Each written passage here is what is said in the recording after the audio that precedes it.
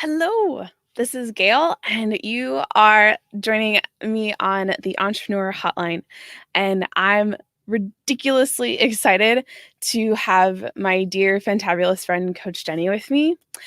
And we're gonna roll right into it because that's how it goes. Oh boy. Hello. Hi, how are you? I'm good. How are you? Wait, good. Let's see. Okay, sorry, volume. I had a volume problem. Oh, is that better? No, that was me. I turned my volume down. Okay, I'm having a bad hair day. I hope that's okay, everybody. You're having a fantabulous hair day.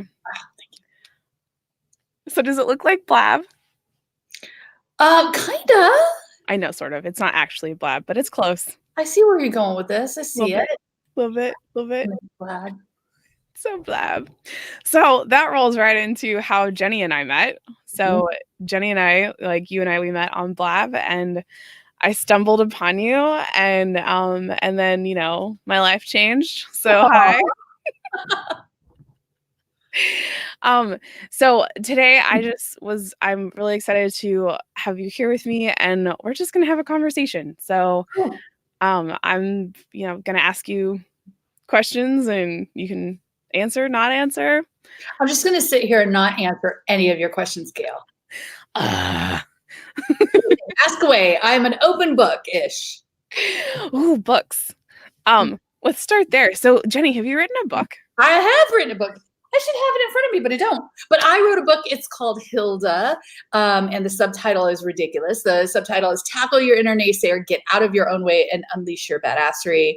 Gail's looking to see if she can grab the book too. I don't have one at my fingertips. Look at her. There you go. There she is. That is my book. Yes. Thank you so much for plugging my book. You're welcome. Okay, let's see. Trying to think. I know, right? My brain has just gone. No, you've been doing these interviews like nonstop, haven't you? Kind of. It feels like it, yes. And when I'm not doing the interviews and I'm not live, I'm editing the interviews and like doing the next part and like queuing up content, and yeah. So it's been really cool, and I've done my own segments, so I'm interviewing people, doing my own segments, which it's been a really good practice and play.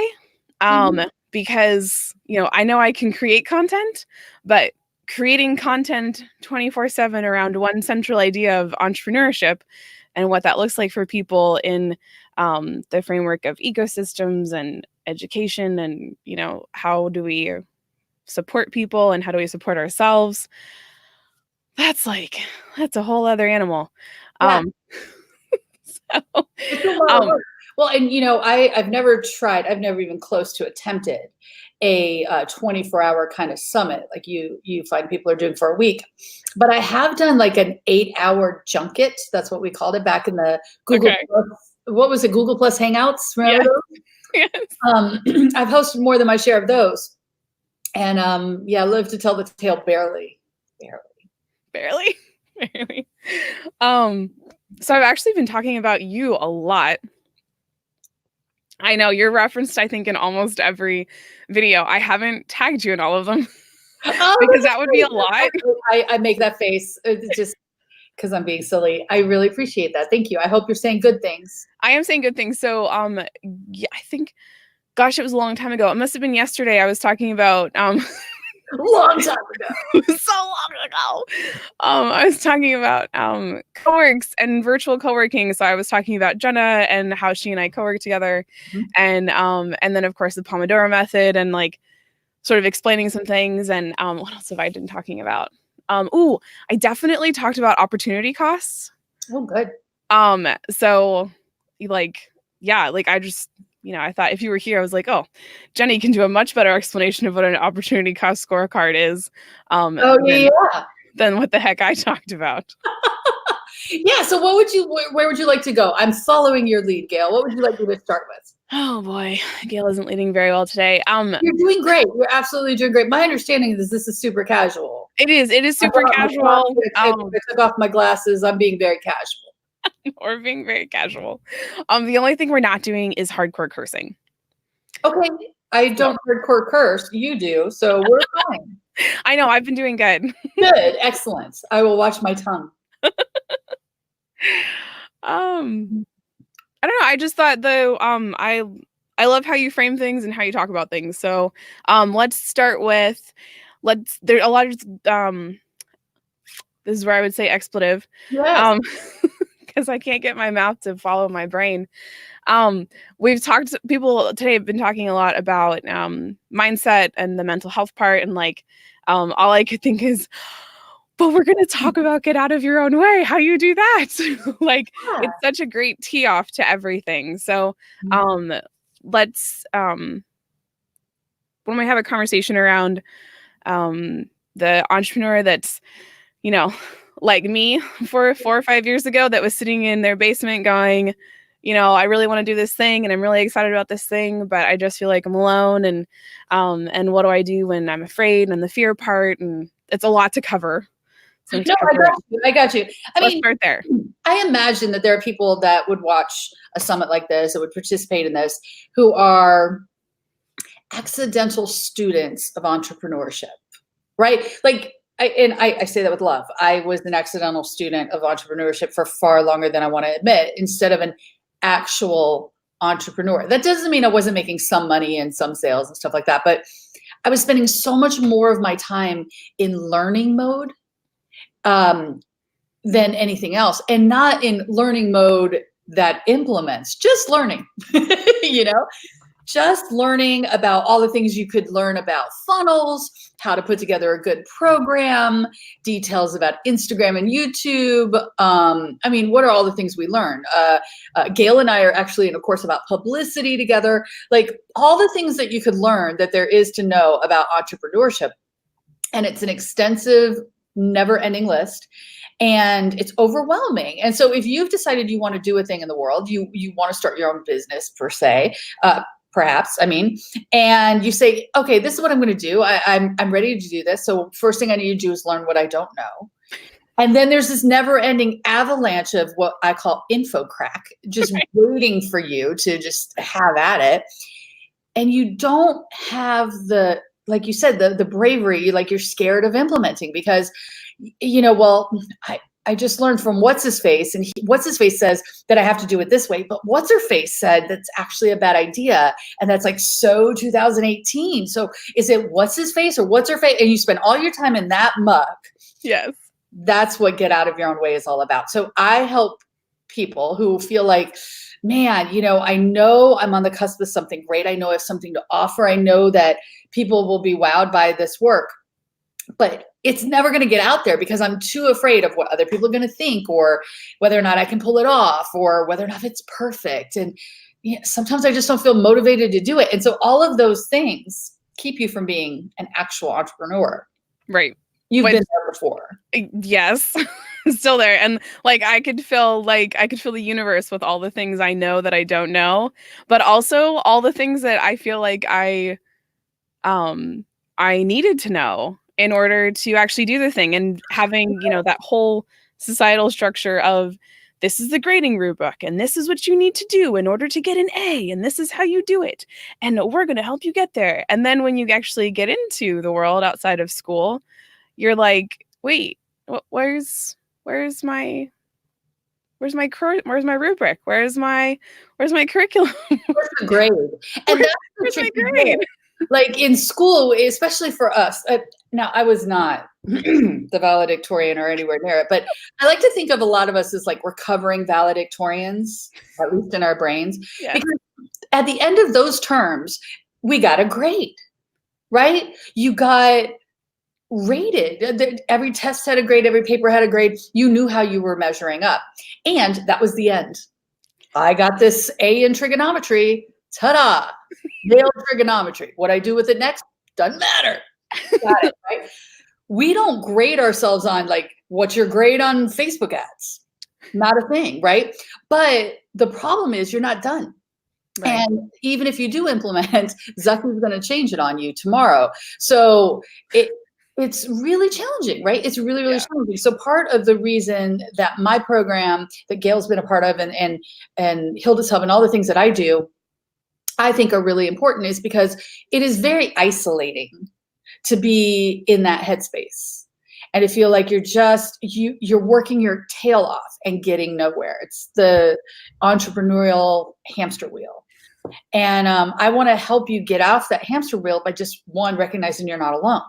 I mean, I don't like to say this publicly, not that I am right now, but a big benefit of my work has nothing to do with me, right? It's recognizing I'm not crazy. There's nothing wrong with me. Do you agree with that, right? Oh yeah, no, I totally agree with that. And I've spent a lot of time talking about ecosystems, which, like, nerd alert, like, I think that's probably what I was most excited about this week, is that's what people around the globe are talking about, is these ecosystems of how we can create and curate communities and things to support ourselves, and like what each of those things look like, whether you're in a rural area or you're in a city, and then the virtual aspect.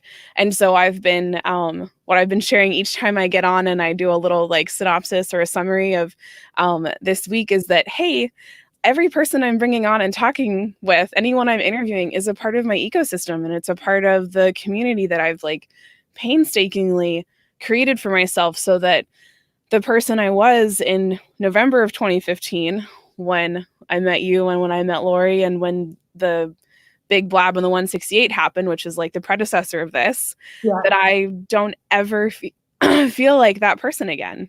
Like, because that person was craving what is in the Hilda's Hub, what is in all of these other places that I've made sure that I'm a part of, so that I have that community I'm connecting with. I said earlier today, but like other people who are just as ambitious as I am, and who are wanting to work as hard as I am, who don't think it's crazy that I have no problem pulling 12-hour days so that I don't have to work on Friday, that I don't have to work the weekend. So, so that was a long explanation to say, yes, I get it. Like, I mean, Hilda's Hub, the whole purpose of Hilda's Hub is to be a place, an online space for people who feel the way you just described. You know, like you're potentially the most ambitious person you know, right? But Hilda, the voice in your head, we call her Hilda, the voice in your head, your inner critic. Hilda wants to convince you that there's something wrong with that.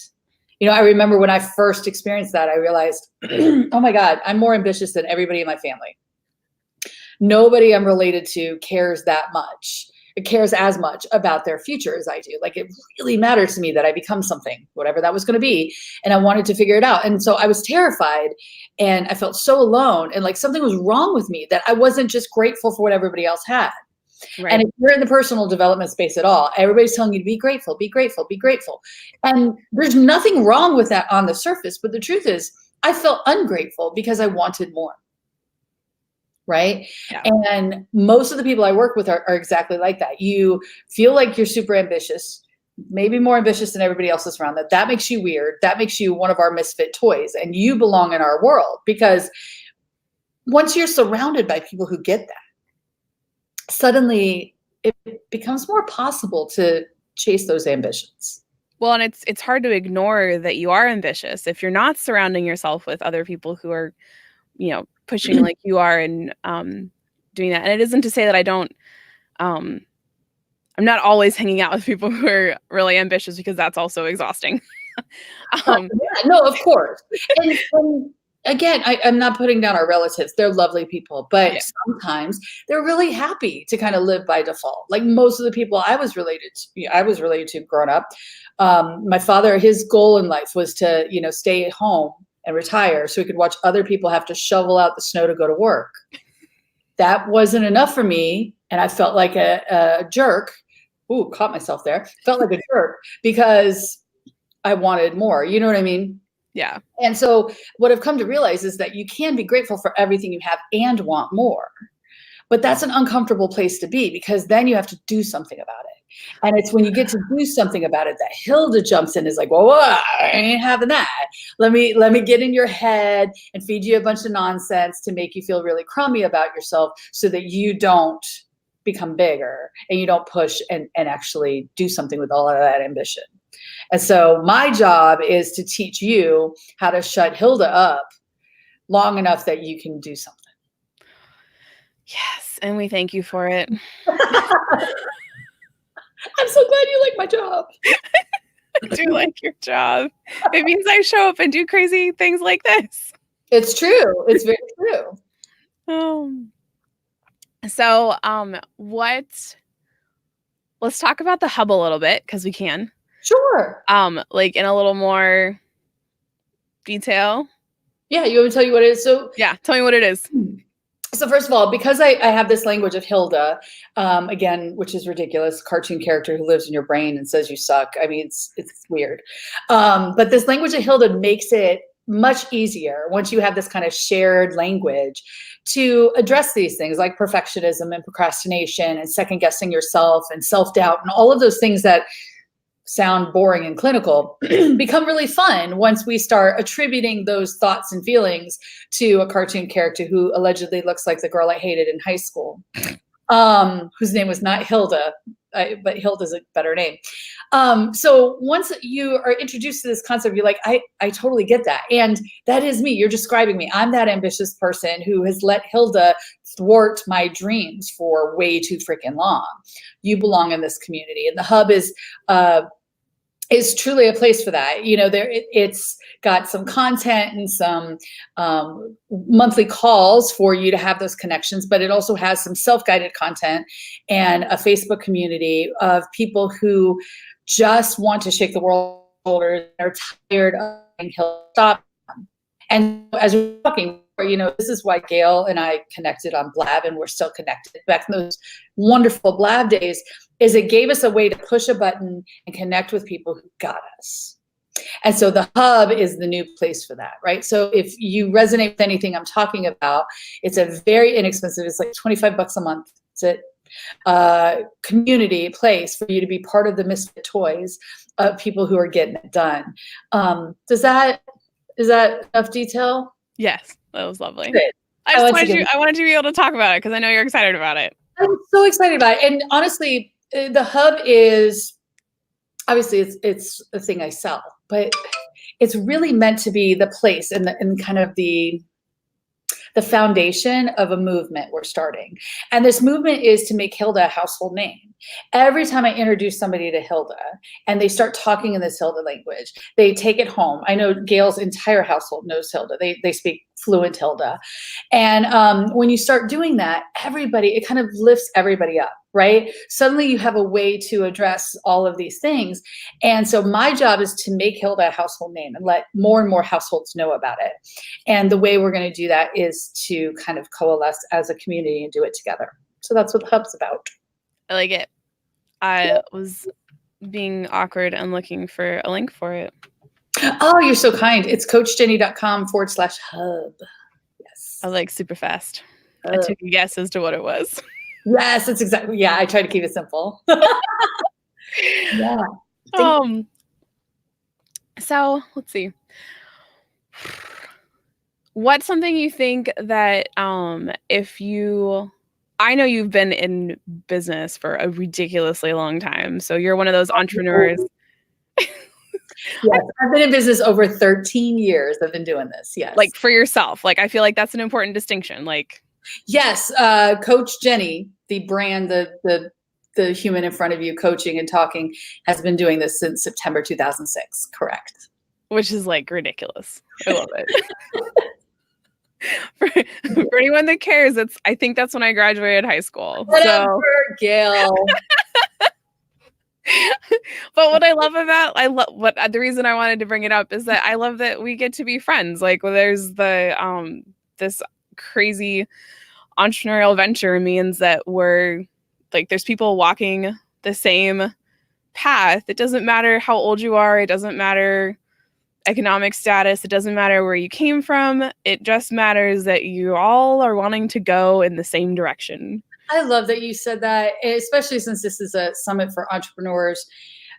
I feel like we've over-niched people. We've over-niched. Now, I know you might give me some flack for this. I'm all about niching.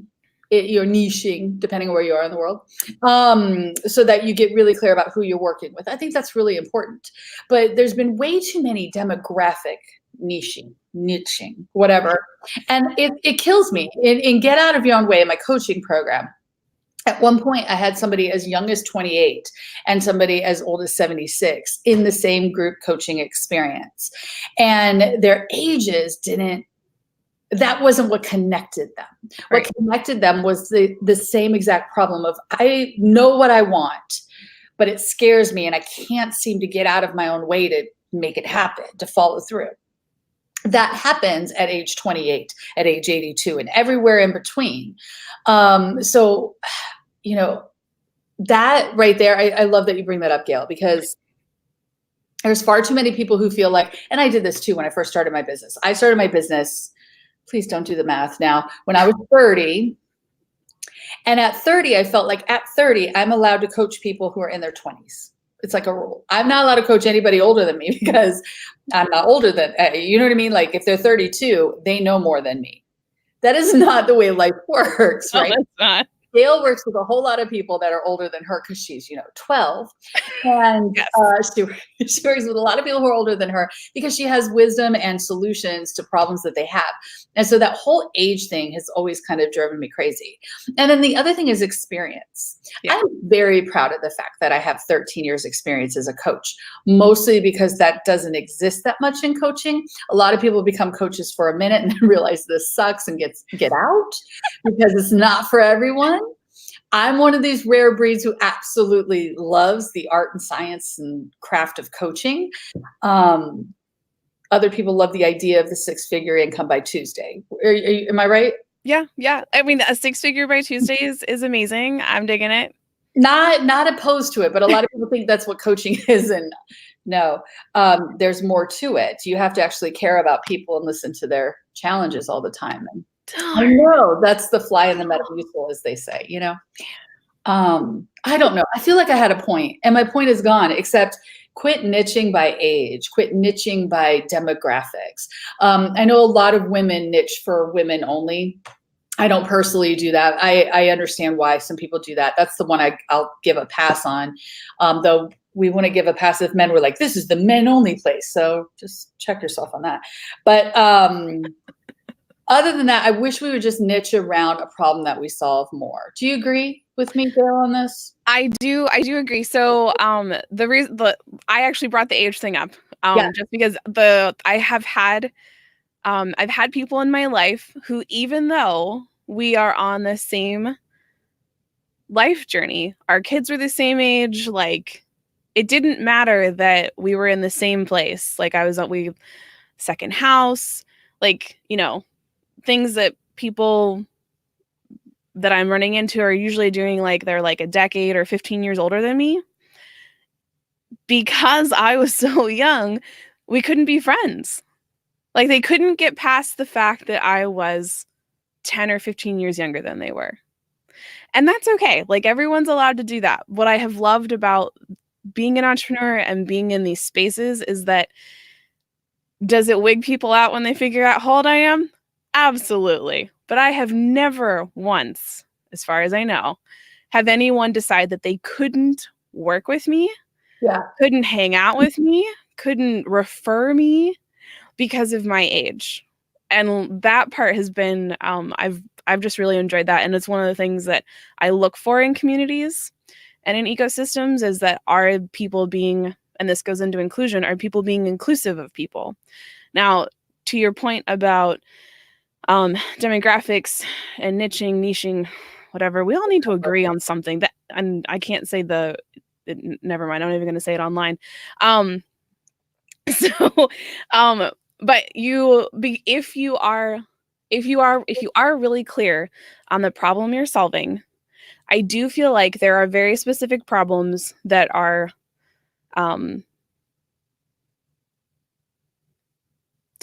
gender conversation, that are like women problems. Oh, yeah, for sure. You know what I mean? Like there are absolutely legit. Like I said, there are legit reasons to do it. I think a lot of people do it because it for not legit reasons, right? Right, like, not legit things. But I there think when women support other women, there's a lot of research about that, and having a space that Yeah, I totally get that. I just, anyway, I don't want to have this debate, people. But it's like my point was if you're really clear on the problem you're solving, the type of problem you're solving, and how you solve the problem and how you approach it, you're going to attract, in my opinion, usually one gender. So I usually end up working with mostly women because I'm really clear on the problem I'm solving, and 100%. you know what I mean. So like I think that happens for me. So that's another thing. It's because of who you are. It's well, that's true. Really tricky little things is that I tend to work with mostly women because women tend to want women mentors. Right. And so I find that to be useful. I have worked with a few amazing men, but they haven't, a lot of men tend to want male mentors and coaches. And I don't think it's wrong to want to be coached and mentored by somebody who looks like you or seems like you. In some respects. But I think diversity is so important. So I really push for some diversity too. It's a tricky little dance that we do in this entrepreneurial world. What I love about online entrepreneurship is so the location independence of it. Gail and I have met in person twice in Chicago. But I live in Los Angeles and she lives near Pittsburgh. Yeah. Like we've never met in each other's state. No. You know what I mean? Like it's kind of amazing. And the fact that we met in person at all is just because I hosted an event that created the excuse. The online world, what's really cool is even though I do prefer to have in-person experiences, this is also IRL. Yes. You know, this is also in real life, having these kind of two-dimensional squares that allow us to really connect with people. I can make you cry just as well if you're behind a computer screen as if we're in person, which sounds awful, but I'm a coach, so it's not that scary. And oh my gosh. So so I did, I think it must have been yesterday. Oh my gosh, it's so long ago. There I go again. How many times am I going to say that in this live stream? So the in real life versus in person. So I am working really hard at I'm trying to remember to say in person because as I said on that live stream was that most of my work life has been virtual, and it is real to me as it is going and hugging someone and talking to someone in person.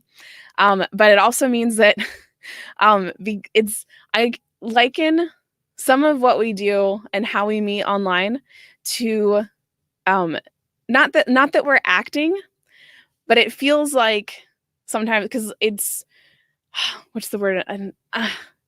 So I've done acting, and then when I come on screen, like I'm not acting, but it is that we pay so much more attention to what people's faces are saying, to their voice inflection, I think online. So I pay really close attention in person too. But when I get into a room, I know this now, when I get into a room with people who I've known online only, and then we meet for the first time, like I am just completely like, I just get smashed with like energy and like presence and like because I'm used to there being like the screen there, and without the screen it's like whoa, you know what I mean? Incredibly different. I totally agree with you there. I just think in the online space, one of the things that breaks my heart is it's diminished as though it's not real. And I think that's because a lot of people have like they start online very, they sit up, they actually fix their hair. They're like exactly, they're curated. Yes. Right. And I don't know if you've picked up on this. I'm not curated. I think authentic matters. I think it's really important to be authentic and not to be like a hot mess, but to just be like your real self. And in person, after you've known somebody online, especially some of the folks that we know, Gail, together, where they've been in coaching experiences and you've seen these people cry over something incredibly vulnerable, and you meet them in person, it's very strange to suddenly be like, wow, we're not all the same height. You know what I mean? Because all of our heads fit in these little boxes on the same height. And suddenly like, whoa, I had no idea, and that's really fun. But also it does kind of change the dynamic. But I have people that I've worked with for years and years and years I've never met in person that I have lifelong connections with and say I love you at the end of conversations. So online, especially now that the camera is a thing too.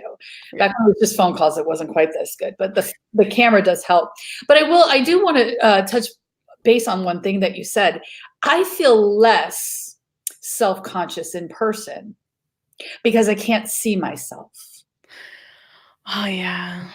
And so when I first moved to online and was online all the time in the Blab days mostly, but also Google Plus Hangouts, there's a video of you. Like right now I can see myself and Gail. And back then it was so difficult for me to focus because I would be like fixing my hair and talking the whole time. I remember.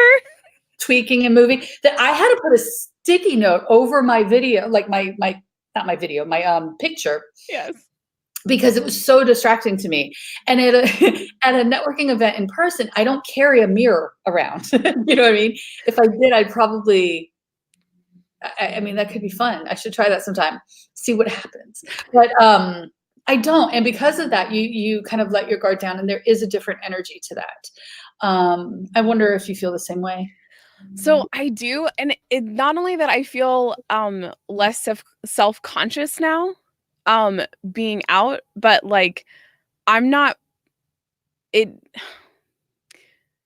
think I was always like this, but it's heightened my ability to be present with the other person because I am so not worried about what I look like, what you know, I want to be there with the other person, and I'm just so excited to be sharing oxygen with them that like it's like I'm just so not worried about my personal presence, which is something that I also know that I have some really annoying tics.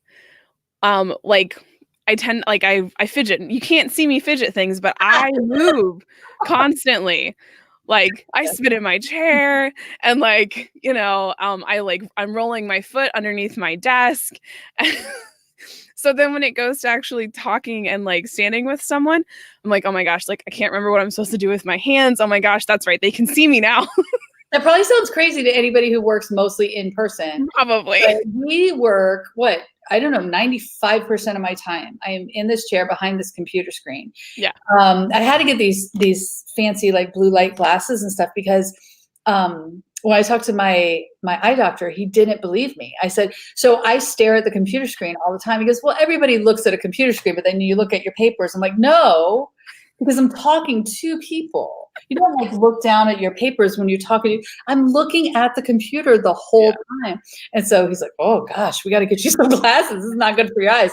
And it does change kind of how you behave in the rest of the world if you spend this much time in conference with people online. I think it's a positive thing though, because the fact that I can work with you, I have been able to work with you and with clients in the Philippines and clients in the UK and, you know, clients all over the United States and Canada. It's kind of amazing. There are people that I work with and that live in places I've never been and may never go to, that I otherwise want to know. And I feel like that's obvious in 2019, but the awe of that, I don't think is ever going to go away from me. Oh no, it definitely won't ever go away from me. So Lori, just like history wise, or not history, but my co-hosts on this. So Colin Scotland he's going to laugh at me. I actually don't know what country he's in. I know he's in the UK and I know he's in the northern UK. Okay. But I want to know if if Colin Scotland is actually in Scotland, but I'm not sure. I don't think he actually is. That's what I'm giggling about in my head. I haven't actually gotten to ask him. So now, of course, this is recorded for all time. So Colin, you can yell at me and laugh at me later. A lot of replay for Colin to get through. I think he might be okay. Yeah, it'll be okay. And then Lori's in Denmark. Oh, nice. So like we're playing in like, you know, want to talk about time zone problems. Like we're playing in 3 different time zones. And then each of us have guests in like different time zones. We had someone from South Africa just before you and like all over the place, which I like, it's Like, I just think it's the coolest dang thing. One of my very first clients that I connected with on Elance, which isn't even a thing anymore. She lived in the UK, and her clients, they had a satellite office in the UK, but their main corporate headquarters was in Hong Kong. Oh, And wow. so when I was interfacing with them, like, they're in Hong Kong, and then the team was in the Philippines. My client was in the UK, and like, so we're, interacting. And so just our ability to, the interconnectedness is ridiculous. Yeah, it's Um, really cool. I love it. I don't think the shine will I never agree. go I mean, away. I will admit to have made a few mistakes with the time zone thing, but worldtimebuddy.com is your Mhm. friend. Do you know this app? It's a website, worldtimebuddy.com. It's the best thing ever because you can literally put in a date like next Tuesday or something. And if somebody's time zone is changing because of daylight savings, it handles that.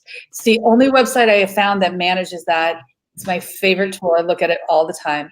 I mean, Gail and I are 3 hours apart right now, so that's kind of fun. Yeah, worldtimebuddy.com it's the simplest thing, but I love it. Anyway, I digress.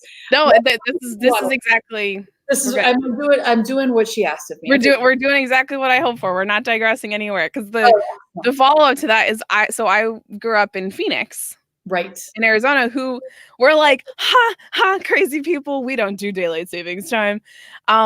We just don't. So when I moved to Pittsburgh-ish, it Pittsburgh-ish, it was like it was kind of catastrophic on my brain, because I couldn't, it took me a long time, and I still don't think I'm quite up to par with it, because it happens and I'm like, oh. But Nobody likes daylight I savings. know nobody likes it, but oh my gosh, what I didn't know is that the UK, and like, there's a whole section of the world that goes to daylight savings a week before the US does. Well, and some years it's 2 weeks. Yeah, like it's not It's the same time. That's why wild.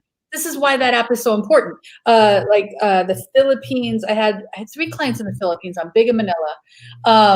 And it's very odd to me. And those 3 people, like their time zones, I might be messing this up. I don't remember if they do daylight savings or not. But when I was working with them, I was living in New York City. And so we had like a 12-hour, sometimes 13 hours, sometimes it would make me crazy. But yeah, a lot of these different places I've had to look at it like, when does theirs change? And the UK is definitely one of those wonky ones. Yeah, that's probably the only thing that I'm shocked at how many times over 13 years I have made mistakes on is time zone. You really should have it down by now. You would think so, but I don't. I just don't, because things change. Like, oh my gosh, Arizona clients are a pain in the butt because they don't come with you. You know what I mean? Suddenly you're the same time. Now you're not the same time. It's yes. We just need to get rid of daylight savings time just for the online space, period. That would be good for me. I would like that. That would be good. Can we bounce back? You mentioned something about opportunity costs. What were you guys talking about, and how can I help with add to that? So I'm pretty sure I was talking to myself. Oh. But I was talking, hold on. It was yesterday, so it was ecosystems. It probably had to do with, I think I was thinking about collaborations and communities and the opportunity costs that come with choosing one thing or another, and specifically for people who are starting out, who have probably a limited budget, and that there's energy opportunity costs, there's time, there's money, and they aren't always all equal.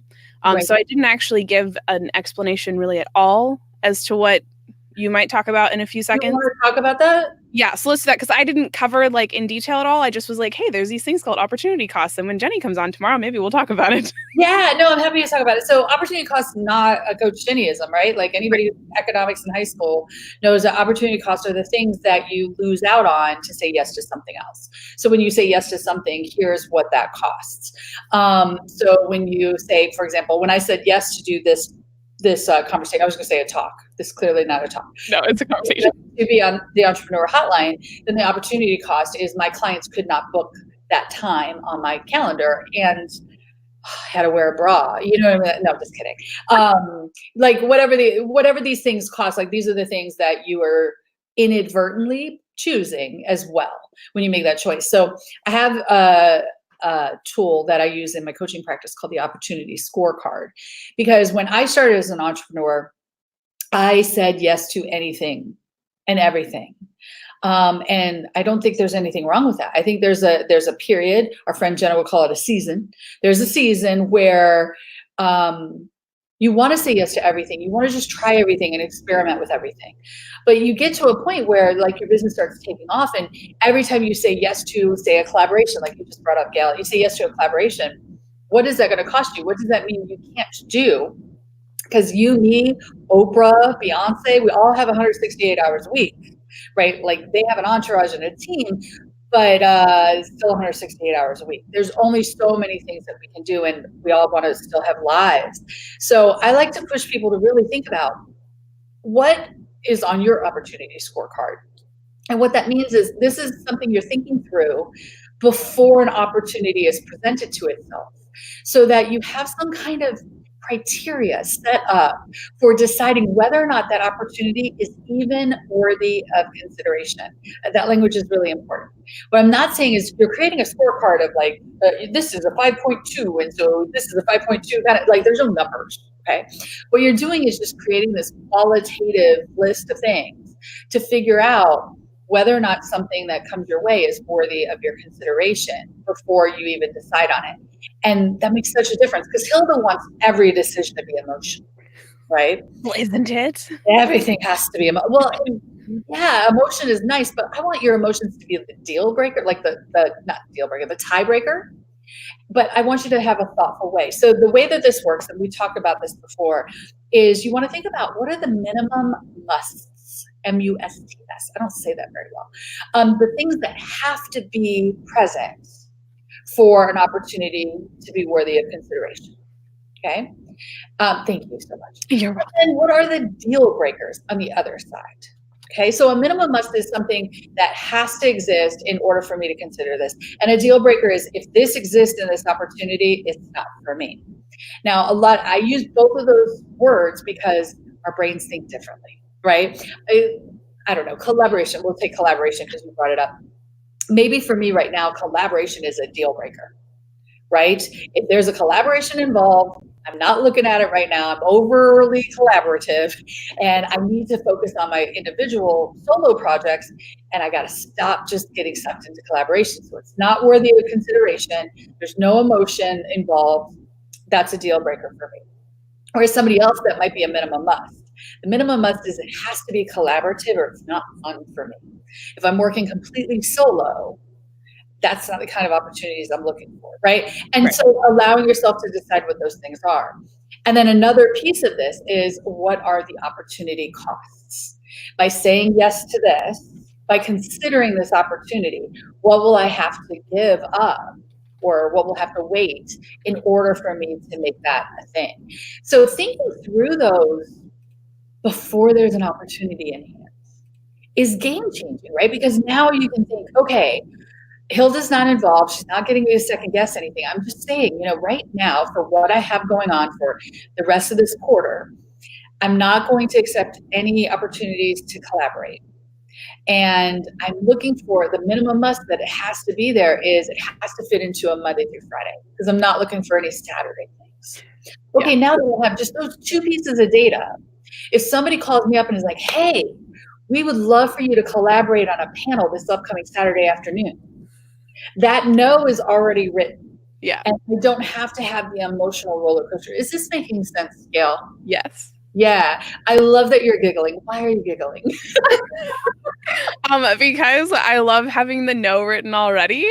And so if you're watching this and I've said no to you recently, don't take it personally. Yes. It's because I've gone through and written out these opportunity costs, and I know what's on my scorecard, and I know what and because I'm a part of a unit of people, otherwise known as my family, They figure into my opportunity scorecard as well. So my kids get a say, my spouse gets a say. Like we have to, if one of the things, as an example, is that if it's not an activity that we can all go do together, depending on what it is and what the goal is of the activity, we don't go do the thing. So if it requires us to be split up in 4 different directions on a Saturday, we at a minimum have a discussion about it as a unit, and or we just don't do it. So there are not 3 little humans running around playing soccer, for instance, because that would require me to literally be somewhere every single minute of every Saturday for like 10 weeks separately, and trying to get different places. So that's one of those pieces on my scorecard. So I've loved being able to really emphatically and genuinely say no. Sometimes here's when I'm available next, or I am never going to be available for this, but here's someone who I think might be a good fit, who I know might be available. Yeah, and this also works with, going back to our niching story and the problem you solve, it also works with like adopting a selfish approach to your coaching practice or business for your clients. And what I mean by selfish is I am unapologetically extraordinarily selfish about the people I coach. And what I mean by that is I like to coach people that fascinate me because I do my best work with those people. And that probably sounds really kind of like a jerk, right? Like you should coach anybody who needs you. I don't think so. There are so many coaches. There are 6 coaches that just became coaches in the time I started the sentence, Yes. That there's so many coaches out there for everyone that I can be particular about the people I work with. And I want them to be doing something or just be humans that fascinate me in some way, because I'm going to enjoy that work more and they're going to get even better benefit because of that. And so using the opportunity scorecard with that, a minimum must for me is that in order for me to say, yes, you can get on my calendar and work with me as a client, we have to have met first. So I have a coaching program that a lot of other people would be like, yeah, if their money is green, they're in. But that's not the case for me. I say no to more people than I say yes to when it comes to offering them the opportunity to pay me. Because then the people that are inside of that program, I have personally vetted. And I think everybody that's there is incredibly grateful for that. Do I make some mistakes? I'm sure I do. But by using that opportunity scorecard, that's an opportunity cost I'm willing to bear, is losing out on that potential money to be able to work with people that I just adore. And somebody I don't click with right away, I still think you're an amazing human being. I just don't think I'm the coach for you. And so that's been those kinds of things, the opportunity scorecard has helped me kind of figure those things out and be more selfish and intentional in my business, which means I do better work. And I think that's important. Yeah, no, I think it's really important. I don't work with every business. I don't say yes to everyone. And if I know that I have no problem saying, I don't think we're the right fit. Here's 3 people that I think would be amazing for you to work with, and I think you'll be a great fit. So one of the things I've loved about being in this space and having my ecosystems built is that I have that list of, people I've vetted, other, depending on what capacity I'm running around in, of like, here, this is where, I think you might be, and come see me after you've done this, this, and this. Right, it just changes it, because one of the things I talk about in my coaching practice a lot is the coulds. Every coach talks about shoulds, and don't let anybody should all over you, don't do what you should or shouldn't do. And I talk about that too, of course. It's like coaching 101, we have to. But the coulds are insidious. Those things that we could do. I could work with just about anybody who wants to get out of their own way. I don't want to. Right? I want to work with certain kinds of people. I could put together a business about, or a course or something on why I love live streaming, right? Because I really love live streaming. But that is not my jam. It's something I enjoy to use for me, but don't want to. And so learning how to separate your coulds from your want tos is really hard, especially when you're new as a new entrepreneur. Yeah. I personally have made the mistake. I know Gail's made this mistake. I know like most of the people listening to me have made this mistake of one person says, hey, you know what would be so great is if you did this and then go out and spend 6 months building it. That person disappears and doesn't buy it. But you did it because you could. And you didn't stop to ask yourself, is that the business I want to be in? The opportunity scorecard is going to also help make sure that you don't fall into the trap of coulds, because I don't want to live there. We do not want to live there. Nope. No, I have a lot of coulds. I've done a lot of coulds. Oh my gosh, I've done so many coulds. I feel like I probably spent the first, okay. So I've been working Legacy Recorder and doing Legacy Recorder for 4 years. But I've been freelancing and ghostwriting and doing those things for the better part of like 10. Yeah. 10 years, maybe longer. I mean, it depends on when you want to look at it, but like 10 to 12 years is how long I've been freelancing, working for myself and doing those sort of things. And the amount of coulds that I have done in that amount of time is insane. And I think the first 2 years or more of Legacy, while they were necessary, there were so many coulds with Legacy. And and I didn't have the opportunity scorecard then to be able to suss out what it was. I had to spend time first to figure out, oh, wait, this is something that I could probably do, but I have to decide if it's something I want to do right now or if maybe it should come later or never at all. And here's the thing, sometimes you don't know ahead of time. So I also want to give everybody a permission slip and a pass. If you're like, well, I could do this, I don't know if I want to. And I won't know if I want to until I've done it. So the last thing I'll say on the opportunity scorecard is as you start doing this, here is an unintended consequence. You're going to suddenly be like, okay, now that I've said these are the new rules for new opportunities, what am I already doing? And when you look at what you're already doing and you put it against your scorecard and you're like, oh my gosh, I don't want to do this anymore. That is really scary, right? Like it's really hard, especially if it's like a moneymaker, it's working for you. So figuring out how you're going to uncommit to something becomes the next piece of it. So that's my warning of the opportunity scorecard. So somehow we've flown through an hour. So I didn't mean to talk over you. I apologize. No worries. Do you have any parting thoughts or whatever you'd like to throw zingers in or throw a zinger in? She's just putting me on the spot. Listen, if you resonate with what I've talked about with this Hilda thing, here's the good news. She doesn't have to win. So just figuring out that there is a Hilda is half the battle. Raising your awareness to when she's talking and telling you that you suck and realizing that's not you, it's this cartoon character who lives in your brain. That's half the battle. If you want to work on the other half of the battle, we should talk. Let me know. I love it. Yay. Thank you, Gail. Thank you, Jenny, for coming. I really appreciate you taking the time today. For sure.